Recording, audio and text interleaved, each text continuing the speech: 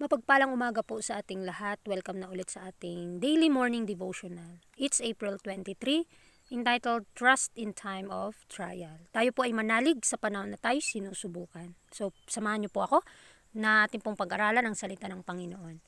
Sa Psalms 55 verse 22, Cast thy burden upon the Lord, and He shall sustain thee. He shall never suffer the righteous to be moved. So, ang lahat ng ating mga kapaguran, ang lahat ng ating kabiguan sa buhay ay ating ipagkaloob na sa ating Panginoon at siya ay magbibigay sa atin ng lakas upang makapanagumpay dito. At hindi niya tayo pababayaan upang ang katwiran ng ating Panginoon ay magiging masa atin.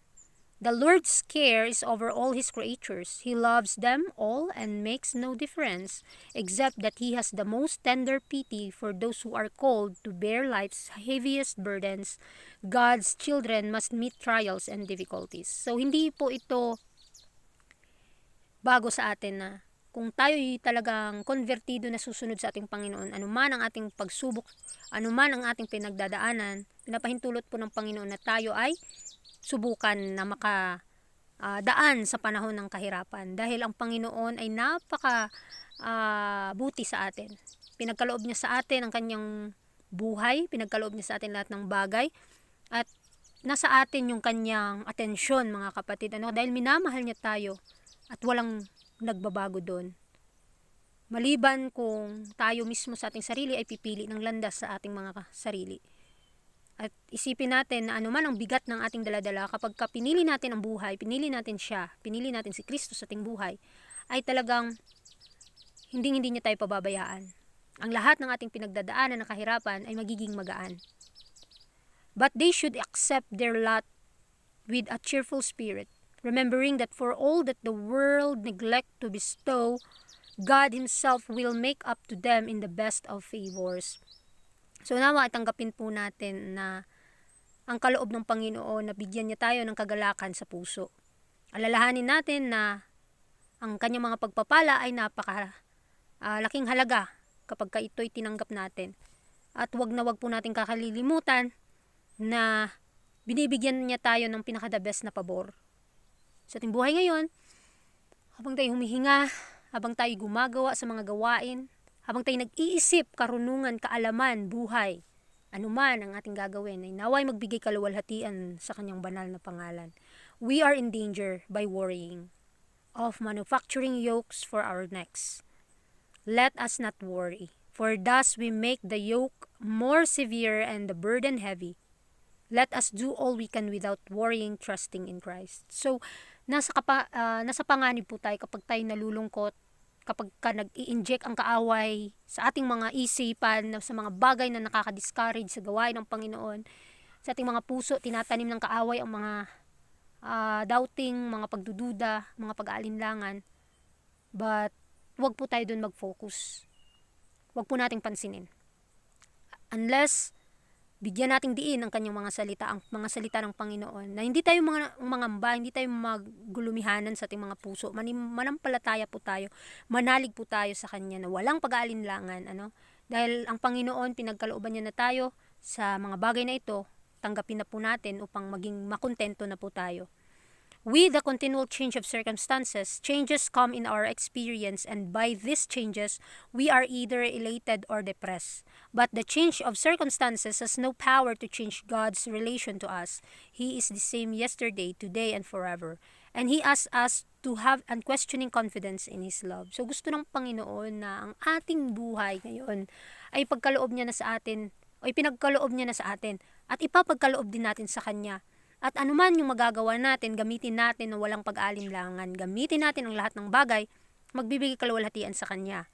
At patuloy nating baguhin ang ating buhay sa pamamagitan ng biyaya ng Panginoon na kahit anuman ang ating pagsubok na pinagdadaanan, ito yung experience na dapat nating mapanagumpayan, na ito magpapabago sa atin.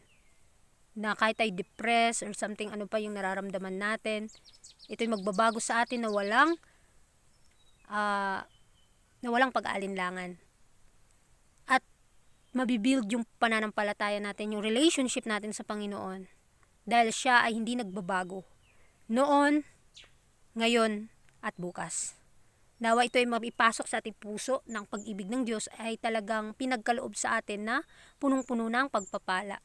When we are tempted to look on the dark side, let us open the windows of the soul heavenward, that the bright beams of the Sun of Righteousness may shine in. Let us draw near to God. So tayo mga kapatid, lumapit tayo sa Diyos sa panahon na tayo tinutukso, sa panahon na tayo sinusubukan. At sa panahon na tayo ay nalulungkot, isipin natin, buksan natin ang bintana ng langit, buksan natin ang ating bintana ng ating isipan, at upang lumiwanag sa ating buhay ang kanyang katwiran. At tayo'y mas lumapit sa Diyos. He has promised that as we do this, He will draw near to us and lift up for us a standard against the enemy. The efficiency of His keeping power has in no wise decreased. Let faith stand its trial without wavering, for Christ is a perfect Savior. So ito po ang lagi nating iisipin, ng ating Panginoong Jesus ay, siya ay sapat na para makapanagumpay tayo. Siya ay perpektong bato na dapat nating panghawakan, ang kanyang mga pangako. Dahil nangangako siya na kapag tayo lalapit sa kanya, siya din ay lalapit sa atin at bibigyan niya tayo ng lakas para mapaglabanan ang mga tukso ng kaaway. At ito yung dapat nating panghawakan, yung kapangyarihan ng Panginoon na kailanman ay hindi nawawala sa atin. Ang kanyang pagpapala na kailanman ay hindi nauubos. Sa panahon na tayo sinusubukan, nawa ang ating pananampalataya ay tumayo sa bato na si Kristo, sa ating pundasyon sa katotohanan na walang pag-aalinlangan, na walang pagdududa. Dahil siya ay perpektong ating dapat sundin. You may look upon your plans as perfect, but God may see that it is essential for you to suffer disappointment in order that your plans may be brought into harmony with His plan. His way is always the right way. He said and knoweth all things. We do not always see as He sees. So tayo mga tao, nangangarap tayo, nagpaplano tayo, at tingin natin sa ating sarili na ito'y perpekto, ito'y tama na landas. Ngunit pinapahintulot ng Panginoon sa atin na makasubok tayo ng mga pagsubok, mga disappointment sa buhay, upang ang ating mga plano na sa piling natin tama, ang ating daan na sa piling natin ito'y sakto, pinapahintulot ng Panginoon sa ating buhay na tayo ay ma-failure, upang ang ating mga plano ay makipag-ugnayan sa plano ng Diyos sa atin. Tandaan natin ang kanyang daan, ang kanyang katwiran ay parating nasa katotohanan. At nalalaman niya ang lahat ng bagay. At nakikita niya ang mga bagay na hindi natin nakikita. Kaya dapat sa ating mga plano sa buhay, kalooban niyo po ba ito, Panginoon? Kung saan mo naman ako dalhin, ano ba ang dala-dala kong katotohanan na isinasabuhay ko ba ito? Nawa ay isipin nating mabuti na ang Panginoon ay nandyan. Hindi niya tayo iwan, lalo na kapag kawiling nating sumunod sa Kanya. Bibigyan niya tayo ng pagkakataon at pribilehiyo upang gamitin at gawin ang Kanyang kalooban. Take your stand on the Word of God, whatever may occur.